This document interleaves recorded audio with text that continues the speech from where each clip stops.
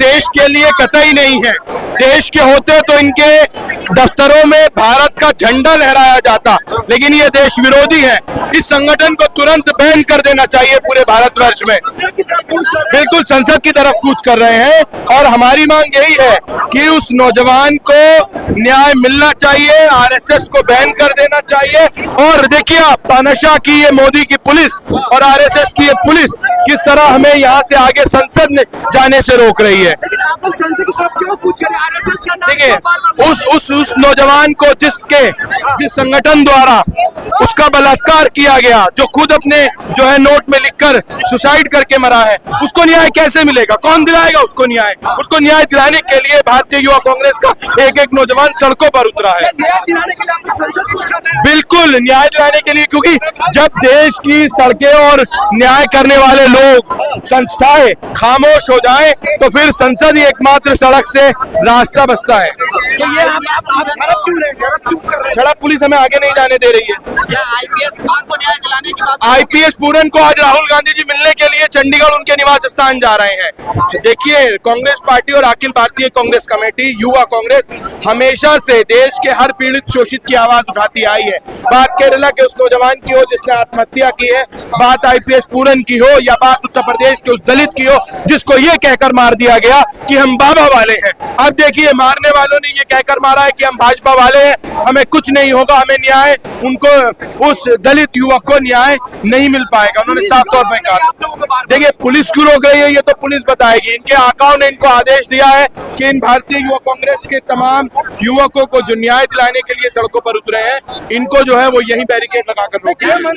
युवाओं की बात कर रहे हैं और यहाँ पर आप जैसे कौन से गृह मंत्री युवाओं की बात कर रहे हैं? हमेशा उन्होंने युवाओं को लाठियों से बांधा है, हमेशा उन्होंने युवाओं को लाठियां दी हैं। उन्होंने न शिक्षा दिया है, न रोजगार दिया है, हमेशा उन्होंने लाठियां दी हैं। और हमें लगता है जो हम युवा यहाँ खड़े हैं, हमें भी ये लोग अब से कुछ देर में लाठियां ही देने वाले, हम लोगों को आगे नहीं बढ़ने दे आप देखेंगे कि जाति भेदभाव के दौर में आजकल आम इंसान मारा जा रहा है, लेकिन एक आईपीएस मारा जा रहा है, मतलब आईपीएस आत्महत्या कर रहा है जाति भेदभाव के चक्कर। देखिए, शायद आईपीएस पूरन को भी इसीलिए मारा गया क्योंकि वो दलित समाज से थे। उन पर इतना आत्महत्या की है, माफ कीजिएगा, लेकिन वो किसी हत्या से कम नहीं है। ये मुकदमा हत्या का दर्ज होना चाहिए। उनको इतना प्रेशराइज किया जा रहा है, उन पर इतना दबाव बनाया जा रहा था कि उन्होंने आत्महत्या करने पे मजबूर हो गए। ठीक उसी तरह जिस उस केरला के युवा ने जिस तरह उसने अपनी आत्महत्या कर ली, उसका बार बार आरएसएस के ऑफिस में वो शुरू से जाता था, उसका बलात्कार किया जाता रहा। देश की संस्थाएं अब क्या कर रही हैं? कहाँ है वो तमाम संस्थाएं? ये बड़ा सवाल देश की संस्थाओं पर है। 100 साल पुराना है संघ, वो जश्न मना रहे हैं। देखिए, वो जश्न मनाते रहे। आप जिस संगठन को, जिस संघ को देश का बहुत ही हमदर्द बताते हैं, वो अभी जब 100 साल हुए लाठी डंडे और बंदूकें लेकर सड़कों पर निकले थे। क्या ये देश के लिए जश्न की बात है? ये कितना उचित है? देश की संस्थाओं को इस पर सोचना चाहिए। क्या जी राष्ट्रवादी संघ क्या कर रहा है? संघ पर आरोप लग रहे हैं कि उनके दफ्तर में बार बार उस युवक का जिसने आत्महत्या किया उसका बलात्कार किया जाता रहा है। प्रधानमंत्री जी चुप है, चुनाव प्रचार कर रहे हैं। अब जो प्रधानमंत्री जी आरएसएस की तारीफ कर रहे थे, बताएं इस युवक की आत्महत्या के बारे में जिसका बलात्कार जो है वो किया जाता रहा है के नाम पर। देखिए, ये देश का दुर्भाग्य है कि इस तरह की जो है कृत्य भारत के प्रधानमंत्री कर रहे हैं। ये दुर्भाग्य की बात है, लेकिन उस सिक्के में तिरंगा नहीं है। ये देश के लिए दुर्भाग्य की बात है। जिस देश की बात करते हो, भारत माता का जय का नारा हम लगाते हो, उस देश में देश की करेंसी पे भारत का नाम, भारत का झंडा, भारत माता तो हमारा पूरा देश है, लेकिन क्यों तिरंगा हम क्यों नहीं लगा सकते? ये बड़ा सवाल है। कई सारे सवाल हैं, सवालों का जवाब हम ढूंढ रहे हैं अभी भी। तो आखिरकार इस युवा को न्याय कैसे मिलेगा? यहाँ पर इंडियन यूथ कांग्रेस के तमाम जो कार्यकर्ता हैं यहाँ पर प्रोटेस्ट कर रहे हैं और जो है तस्वीरों के माध्यम से आप देख रहे हैं जो किस तरीके से तमाम जो लोग हैं, ये नेतृत्व कोई और नहीं, उदय भानु चीफ जो इंडियन यूथ कांग्रेस के अध्यक्ष है वो यहाँ पर कर रहे हैं। लेकिन और साफ तौर पर आप तस्वीरों के माध्यम से देख सकते हैं जो ये आरएसएस एक जो संघ है वो देश के कभी नहीं हो सकते हैं, वो जो है देश के लिए कभी नहीं हो सकते। कई सारे तरीके के सवाल ये करा के तो दिखाई दे रहा है। वही हम आपको बता दें जो यहाँ पर बैरिकेड पूरी तरीके से लगा दिया गया, हजारों की संख्या में यहाँ पर पुलिसकर्मी तैनात है और उसके साथ साथ जो है यहाँ पर आप देख सकते हैं तस्वीरों के माध्यम से जो कई सारे कार्यकर्ता एक तरफ तो दूसरी तरफ आप देख सकते हैं यहाँ पर किस तरह से कार्यकर्ता के बीच में जो है झड़प की कार्यकर्ता एक तरफ तो दूसरी तरफ जो पुलिसों के बीच में आप झड़प यहाँ पर आपको देखने को मिल रहा है। सवाल कई सारे खड़े हो रहे हैं और सवालों का जवाब भी हम ढूंढने की कोशिश करेंगे। सर क्या लग रहा है आरएसएस जो है जिसको लेकर आप लोग खिलाफ प्रदर्शन कर रहे हैं, कुछ दिन पहले 100 साल मनाए और अब आप लोग प्रदर्शन कर रहे हैं। 100 साल तो देखो आरएसएस ने मनाया, कांग्रेस ने मनाया नहीं। और ये पहली आत्महत्या नहीं है, केरला के अंदर ये आत्महत्या के बाद एक आरएसएस की सोच के कारण हरियाणा के एडीजीपी ने भी आत्महत्या करी है, उसका भी जिम्मेवार आरएसएस है। उत्तर भारत के अंदर आप देखते हो एक एडीजीपी आरएसएस की सोच से तंग आकर, उनके शोषण से तंग आकर गिरफ्तारी आत्महत्या कर लेता है। केरला में आरएसएस के यौन शोषण से परेशान होके एक व्यक्ति आत्महत्या कर लेता है।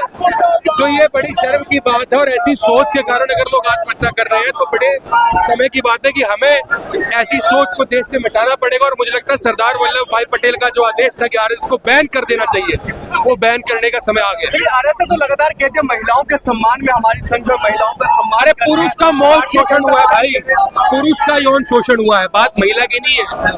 पुरुष नहीं बच पा रहे, महिलाएं कहां से बचेंगी? तो क्या लग रहा है इस देश में आरएसएस को बैन करने की मांग कर रहे हैं, वहीं दूसरी तरफ देश का प्रधानमंत्री जी से प्रमोट कर रहे हैं। प्रधानमंत्री जी को तो सिर्फ एक बहाना चाहिए पीआर रन करने का, वो उन्होंने रन कर लिया। एक सिक्का जारी कर दिया उन्होंने, एक सिक्का जारी करके आरएसएस की सिर्फ औकात बताई है कि आरएसएस की तो एक सिक्के जितनी औकात। लेकिन इस देश में ऐसे जनगणना अपराध जिस संस्था में होते हो उस संस्था के खिलाफ हमें और उन्हीं पर हम कार्रवाई की मांग कर रहे हैं। तो यहाँ पर आप देख सकते हैं जो इंडियन यूथ कांग्रेस के तमाम कार्यकर्ता है एक तरफ तो दूसरी तरफ आपको यहाँ पर देखने को मिलेगा पुलिसकर्मी। ये पुलिसकर्मी कोई और नहीं, दिल्ली पुलिसकर्मी है और तमाम तरीके के यहाँ पर झड़प आपको देखने को मिलेगा। हालांकि इस तरह की तस्वीरें कई सारे देखने को मिल रही थी, लेकिन ये जो तस्वीर आप देख रहे हैं ये आरएसएस समेत जो है भारतीय जनता पार्टी के खिलाफ ये प्रदर्शन यहाँ पर जारी है।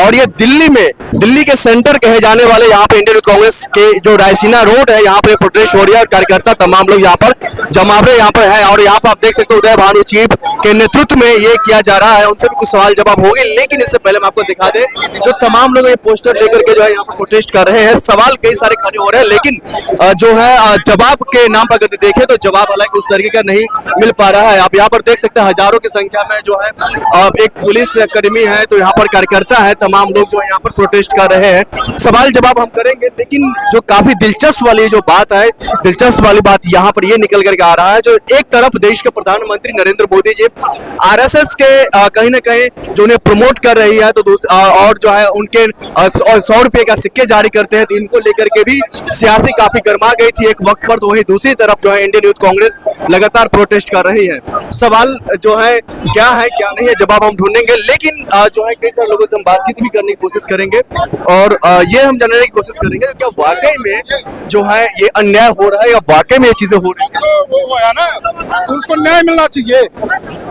इतने बड़े अधिकारी ने सुसाइड कर लिया और बाई नेम 8 पेज का उसने सुसाइड नोट लिख रखा है और सारा प्रशासन चुप बैठा है। क्यों? क्या दिखाई नहीं दे रहा? इसी को तो बोलते हैं कानून व्यवस्था मर चुकी है। हम उनको न्याय दिलाना चाहते हैं, कोई तो सुने। इतने बड़े अफसर की नहीं सुन रहे तो कम से कम जनता की आवाज तो सुने।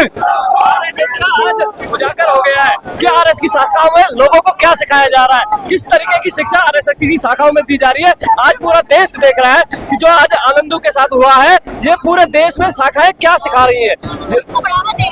धर्म को बढ़ावा नहीं दे, आनंदों के साथ क्या क्या गया, ये गलत करते क्या गया जो इस तरीके का करते आरएसएस की शाखाओं में किया जाता है, इसका घोर विरोध किया जाना चाहिए। आरएसएस की शाखाओं में बैन लगना चाहिए।